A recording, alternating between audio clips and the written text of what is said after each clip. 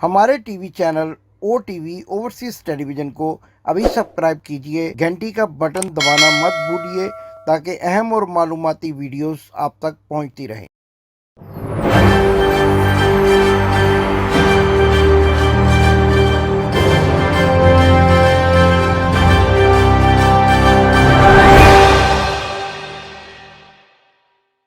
बिस्मिल्लाहिर्रहमानिर्रहीम। नाजरीन, मैं हूं आपका होस्ट इमदाद हुसैन शहजाद, अपने ब्लॉग लंदन टॉक के स्पेशल प्रोग्राम के साथ आपकी खिदमत में एक बार फिर अस्सलाम वालेकुम अर्ज करता हूं। नाजरीन, आज 24 अक्टूबर है और पीर का दिन।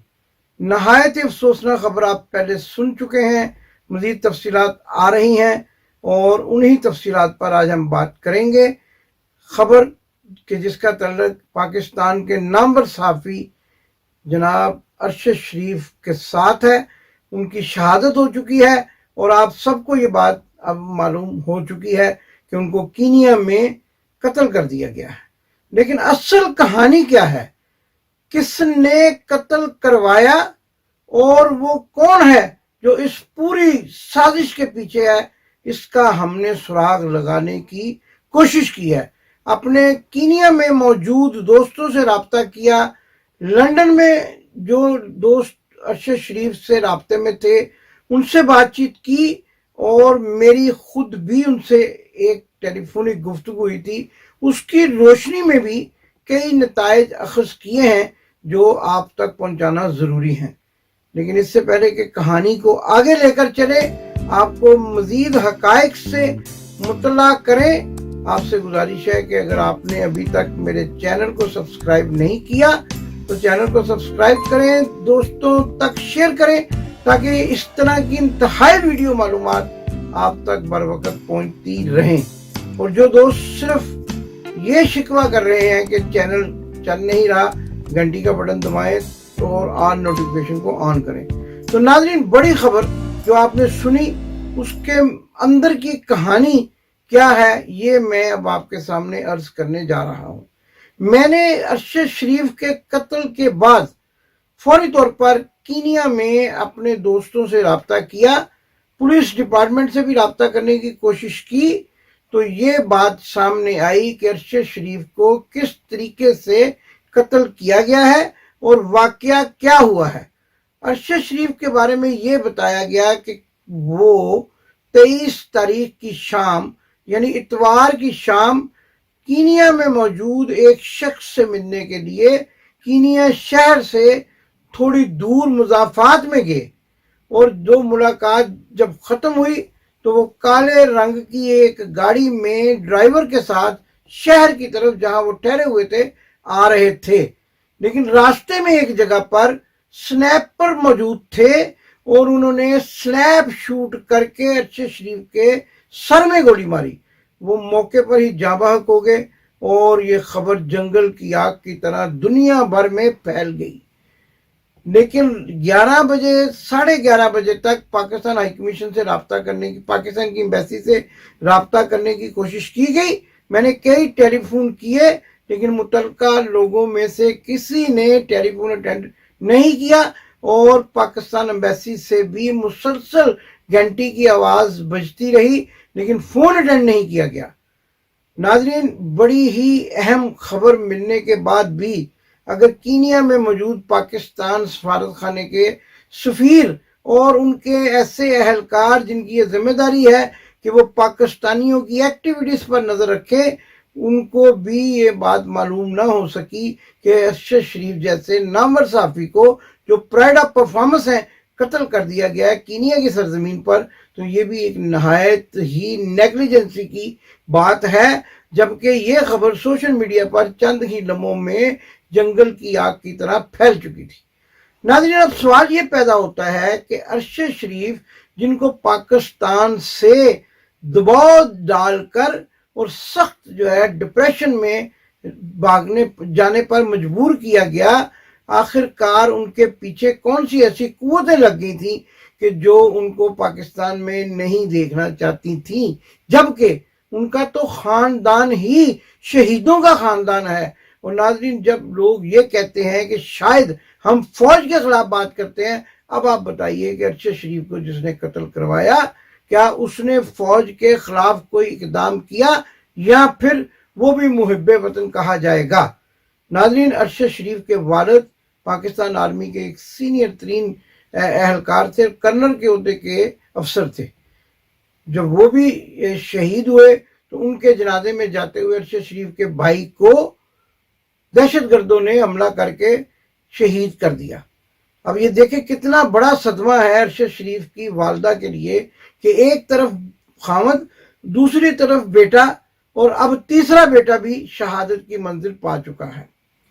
ارشد شریف کی بیوہ بھابی جویریہ صدیق کے ساتھ جب رابطہ کرنے کی کوشش کی گئی تو وہ بات کرنے سے بھی قاصر تھیں اور ان کی حالت ایسی نہیں تھی کہ وہ بات کر سکتی، لیکن ایک پیغام انہوں نے دیا ہے سب کے لیے، جو بھی سوشل میڈیا پہ بھی کام کر رہے ہیں، جو فیس بک پہ بھی پوسٹ لگاتے رہتے ہیں، کہ ارشد شریف کی ہسپتال میں جو تصویر کھینچی گئی ہے ان کی شہادت کے بعد، وہ برائے مہربانی کسی جگہ شیئر نہ کی جائے، کیونکہ ان کے خاندان کی حالت ایسی نہیں ہے کہ وہ ان تصاویر کو دیکھ کر اپنے جذبات پر قابو پا سکیں۔ تو ناظرین، موضوع کی طرف دوبارہ آتے ہیں کہ لندن میں چلتے ہیں ارشد شریف پاکستان سے دبئی، اور دبئی سے آ جاتے ہیں لندن۔ لندن میں کن سے ملاقاتیں کی ہیں؟ کیونکہ ارشد شریف کا یہ کہنا تھا کہ ان کے پاس بہت ہی راز ہیں، نیوٹرلز کے بارے میں اور توشہ اس کے سیفر کے بارے میں بڑے بڑے راز ان کے سینے میں دفن ہیں، اور وہ موقع آنے پر ان کو افشا کریں گے۔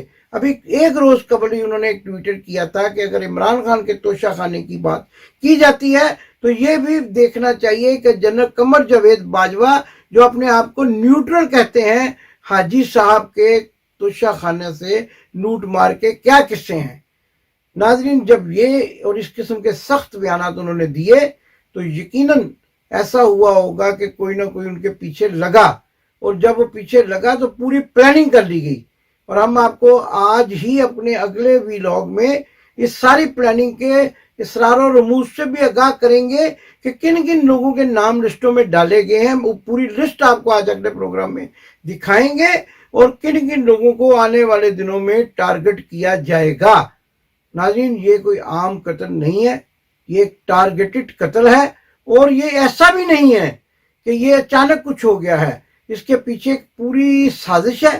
یہاں لندن میں میرے ذرائع جو ہے وہ مصدقہ ذرائع یہ بتا رہے ہیں کہ لندن میں ارشد شریف نے کراچی سے تعلق رکھنے والی ایک بڑی شخصیت کے ساتھ ملاقات کی، جو اپنے آپ کو کبھی کبھی پیر صاحب بھی کہلوا لیتے ہیں۔ اب پیر صاحب نے ان کو کینیا جانے کا مشورہ کیوں دیا، یہ آپ سب کے سامنے میں نقطوں کی صورت میں رکھوں گا۔ کینیا میں پیر صاحب کے چاہنے والوں، ماننے والوں کی ایک بڑی تعداد جو ہے وہ آباد ہے۔ اسی طرح ملائیشیا میں، اسی طرح ساؤتھ افریقہ میں ان کے چاہنے اور ماننے والوں کی بڑی تعداد موجود ہے۔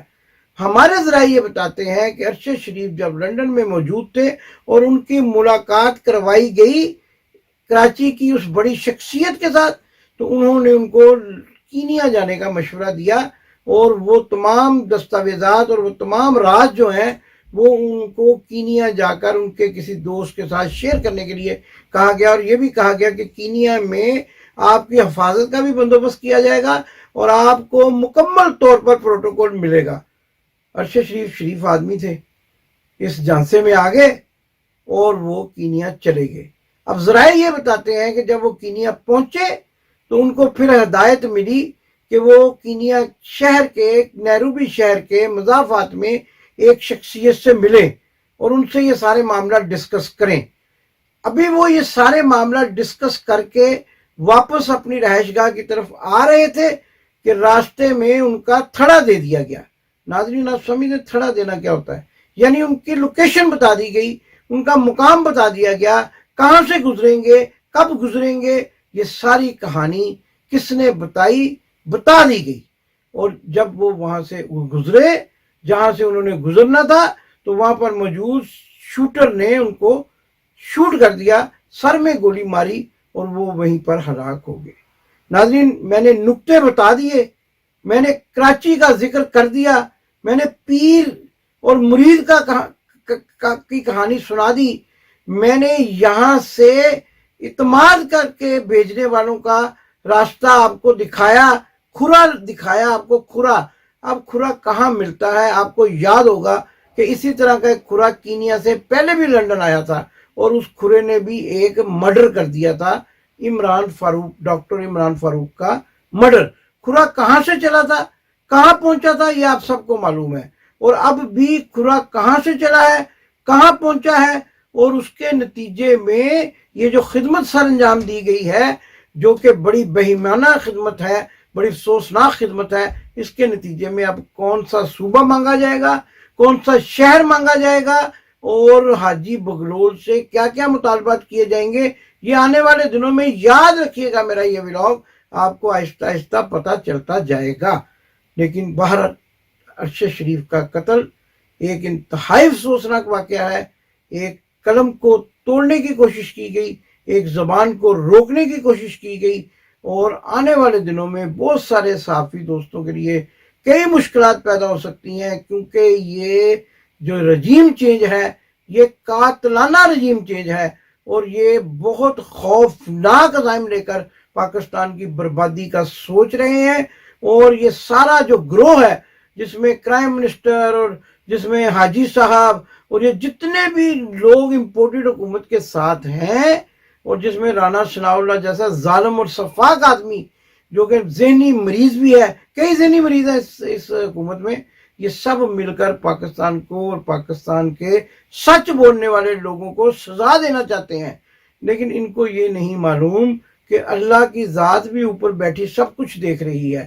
سزا ان کو مل جانی ہے انشاءاللہ, اور اللہ نے چاہا تو ہم صحافی جو حق اور سچ کی بات کر رہے ہیں, ارشد شریف شہید کے نقش قدم پر چلتے ہوئے ہم ان کو اللہ تعالیٰ کے دربار میں پیش ہونے کا موقع دیے بغیر دنیا میں بھی دیکھیں گے کہ ان کو کیا سزا ملتی ہے. اور اللہ تعالیٰ نے تو یہ وعدہ کر رکھا ہے کہ وہ انصاف کرتا ہے, اور جب وہ انصاف کرتا ہے تو پھر کسی کو کہیں بھی جگہ نہیں ملتی.